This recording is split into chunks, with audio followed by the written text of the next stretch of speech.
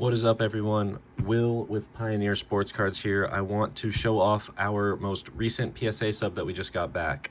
It's a little bit of PC stuff, a little bit of stuff to sell, and a couple other cool cards. So we're going to start off here with two 2016 Prism checkered flag 1-of-1s. 2016 Prism is first year Prism NASCAR. If you look at basketball or football first year Prism, they do absolute numbers. So we've just been picking up some 2016 Prism, getting good quality drivers like Carl Edwards, Hall of Fame guy. Noah actually picked these up in a trade. He got them raw from someone that had cracked them out of slabs of the same grade. So these just got graded the same exact thing, just wanted them protected in slabs. Next up, we have a Chase Elliott white flag Prism.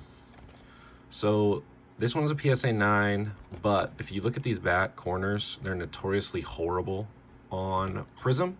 So a PSA 9 on this is a pretty good grade, especially Chase Elliott, which is the rookie, really good driver, and another one of those cards that paid strong on, but gonna stash it, gonna hold it for a while, and think it has a ton of potential to grow.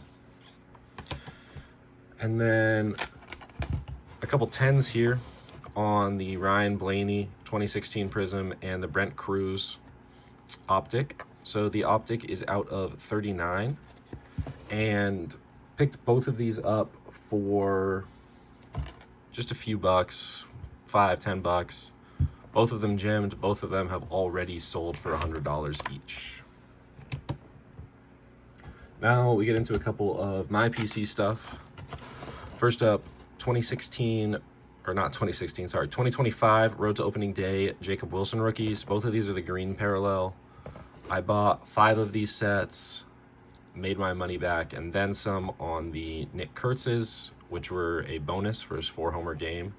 So decided to just get these slabbed up. Nice ones. Probably going to keep one, sell the other. Cool A's color match on them.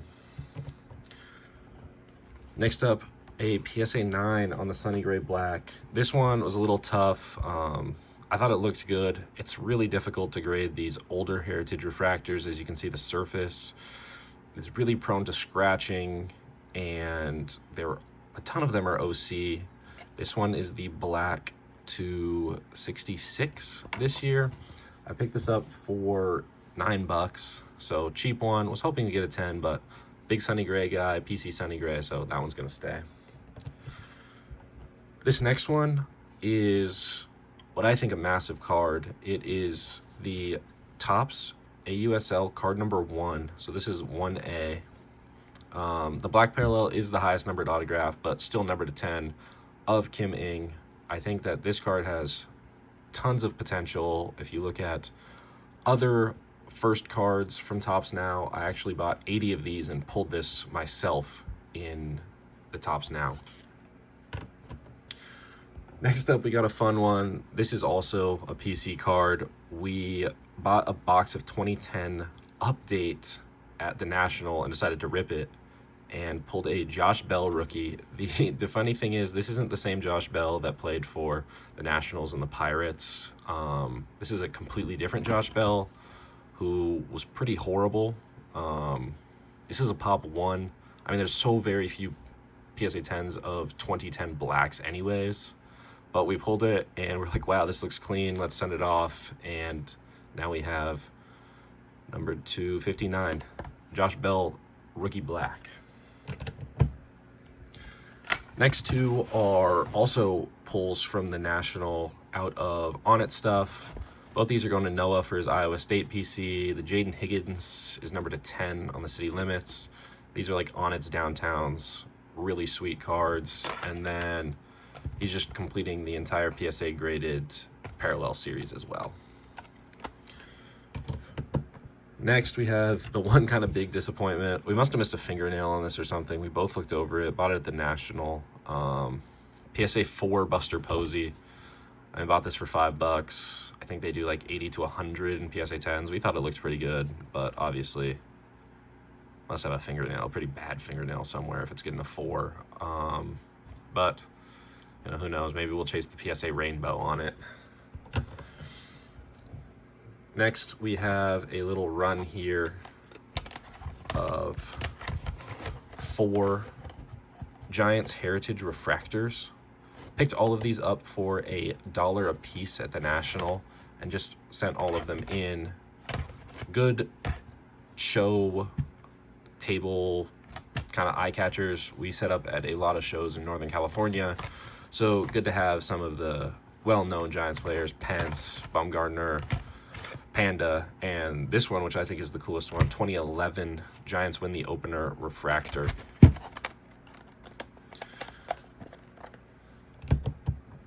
Next up, we have a really fun one.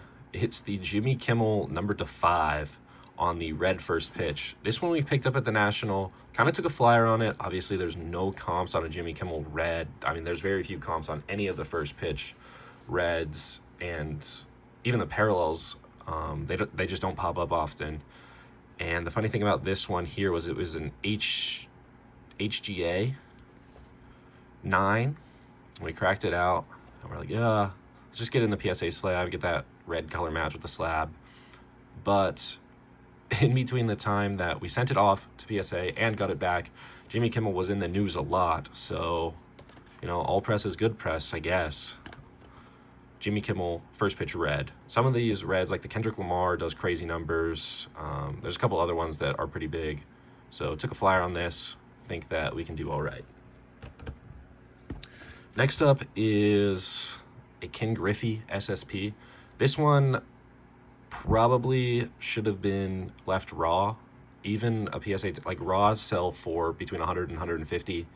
We bought it for 100. PSA 10s, I sent it off and then checked comps on it, which don't do that, guys. PSA 10s of it only do like 175. These SSPs are a lot more collected by set collectors, not so much people looking for them in slabs. So the set guys, the Topps SSPs, SPs look more for raw cards. Hoping just to get my money back out of this one. This next Julio we bought for $180 at the National, and I mean, this is one of the cleanest looking Bowman cards. I mean, there's little scratches on the case, those aren't on the card. This card is so incredibly clean. I thought there's no way this doesn't 10, and then the more I look at it, I realized that I just didn't look at the centering. It's pretty off right to left.